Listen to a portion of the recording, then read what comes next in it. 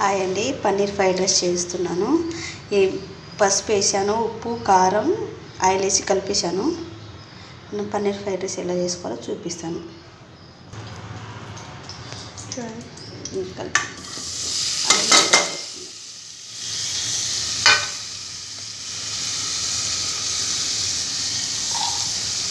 ఇది ఆయిల్లో ఫ్రై చేసి బాగుంది.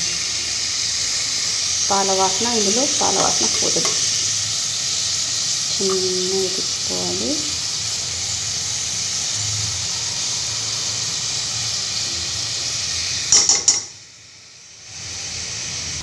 చూడండి, పన్నీర్ ఇట్లా ఫ్రై అవ్వాలి. క్యారెట్ టిఫిన్, బీట్రూట్, మిర్చి, కరివేపాకు. ఆయిల్ అయితే బాగానే హీట్ అయిందండి. ఇప్పుడు పచ్చిమిర్చి వేసుకుందాం.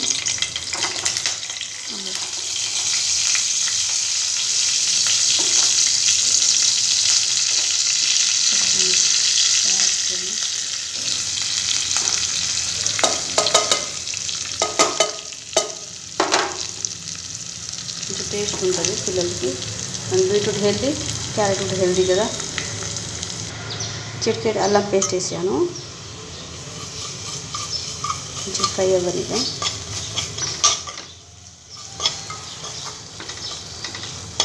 చాలా బాగుంటుంది, కమ్మగా ఉంటుంది. కొద్ది పసుపు వేసుకున్నాం. మిరియాలు చల్లుకుందాం. పచ్చగా మిరియాలు, కారం. ఇది తేజ కారం అండి. మొన్ననే పట్టించాను నేనే ఇంట్లో. మా ఇంటి కారం ఇది. ఉప్పు వేసుకున్నాం.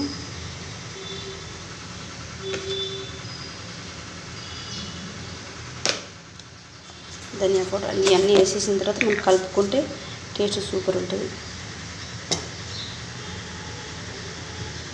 ధనియా పౌడర్ ఒకసారి కలుపుకుందాం. ఇప్పుడు కలుపుతున్న మన పన్నీర్ ఫ్రైడ్ రైస్ అది చాలా బాగా వచ్చిందండి. కొద్ది కొత్తిమీర ఉంటే ఇంత బాగుంది. నా దగ్గర అయితే వెనిగర్ ఒకటే ఉంది. సోయా సాసులు లేవు నా దగ్గర. వెనిగర్ వేస్తాను. సోయా సాస్ కూడా హెల్త్కి అంత మంచిది కాదు.